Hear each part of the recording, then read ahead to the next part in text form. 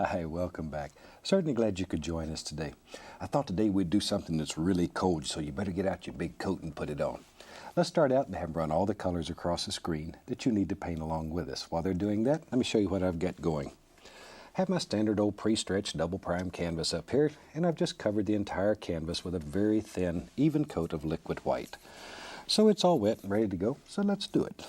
Let's start out today with the old 2-inch brush. We'll go into a small amount of the midnight black, a little Prussian blue, and just mix them together on the brush here. Mostly black though. I just put the blue in there to flavor it a little bit. All right, let's just have some fun. Very little color here. I'm just going to go in here and just barely graze the canvas and put in a little background color. Just a little, just a little. I don't want this to be too dark because I think I'll put some clouds in here. This is my background color. But the clouds will be the same color, only darker. There we go. Something about like that. Just enough to flavor the canvas a little. Okay, before we get too dark, tell you what, let's have some water in this one. If you've painted with me before, you know I'm crazy about water. Probably just crazy, but I'm crazy about water. Same color. And I'll go right down in here and just pull from the outside in. And we'll lay in a little color that eventually, if everything goes right, will be water. There. About like that. And very lightly, we'll just go across the entire canvas. But that little light area stays in there. That's what we were looking for. Now then, let's have some fun. Black and blue. Mostly black though. Once again, the blue's in there just to flavor it a little bit. All right, let's go up in here. Now then, let's have some big old clouds, and we're just gonna tap these in. I'm just gonna use a whole 2-inch brush and just tap in some very basic cloud shapes. Maybe it comes down, goes up, I don't know, wherever you want them. Just tap them in. There, a little more color on the brush. There we are, just tap it in. Something about like that. And you make your own mind up where you think your cloud should live. Because we all see nature through different eyes. So I want you to paint what you see. There. All right, something about like that. Maybe a little more over here. Okay. Today, tell you what, I'm going to show you a new brush. Today I'm going to introduce you to a little blender brush. This is a very soft little blender brush. And we can just blend right over the top of all of that. Very, very soft brush. It's much, much softer than the normal brushes we use. There. And this one's fantastic because it's thicker than most of them. And most important, it has a round handle. And the round handle allows you to actually paint with it and spin it. There we go. See how you can just blend right over all those beautiful little things? Look at there. Now then we just wipe it on a paper towel. I want to come back with a knife, take some pure titanium white, and I want a bright area right up in here. So I'm just going to take that titanium white, and as my son Steve says, we're just going to smoosh it right into the canvas, like that. Okay, like the sun's maybe behind that old dark cloud there. So we're just going to smoosh it right in there, just really press it in there firmly. There. Then we go back to our little blender brush, and this is where this brush is so fantastic. You can just blend right over that. That easy. And I'm going to tap the corner of this brush into a little white, just a little bit of the titanium white. See, we're actually going to paint with this blender in places.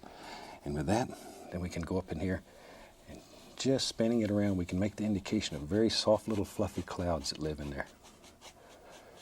There, if you want to make it look like there's a few rays coming out through there, you can just pull it. Those might not show up very much, but in your painting, you'll see them. And you can make them as distinct as you want. And that gives us a pretty good old winter sky. It looks sort of dreary and cold and whew, Looks like there's a storm coming already. As I say, you better get out your heavy coat. Let's take Prussian blue, midnight black, put some alizarin crimson in it, maybe even a little Van Dyke. Good dark color. Predominantly blue though. Pull it out as flat as you can get it, cut across, get a little roll of paint. Goes right on the edge of the knife. And our world, maybe, yep, we'll just put us a big old mountain lives right up here. Just decide where you think it should live and drop it in. And the only thing that we're worried about in this particular mountain is the top. We could care less what's happening below it. Just that nice edge is all we're looking for. Take a 2-inch brush, grab it, and pull it. Because we have liquid white on the canvas, we can move this color. There. See? Just let it go. Make a big old mountain that just lives right in there like that. Come back with our titanium white. Pull it out as flat as we can get it, cut across, and we have a little roll of paint. And we just go right in there. Just do this. All right, let's go over here and put one in here too. There, look at there. Here it comes, here it comes. Where's it going? You knew, didn't you? There we go. You decide where they live. Now then, let me wash that old brush out. Just shake it off. Beat the devil out of it, and off we go. Let's see here.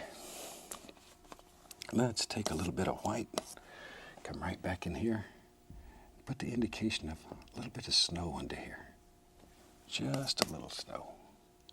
Gotta have something for all this to set on. It's just sort of hanging out here in the lake right now, or stream, river, whatever it is. Dip the brush into liquid white, and then I'm going to pull it in one direction through the titanium white. The liquid white is there only to thin the titanium white. Pull it in one direction. Then we're going to carefully turn it over. Okay, let's go up in here. And with that, then we're going to come in here and put some gorgeous little highlights on these little rascals. See them? Little snow-covered bushes that live out here. Because this is cold. There they are. Let's give them a little friend. And you put them wherever you think they should live. There we go. Go on the other side and put some over there too. Don't want them left out. There's one. But don't let the brush slide when you're doing this. Just give it a little push. Bend the bristles a tiny bit. Tiny bit.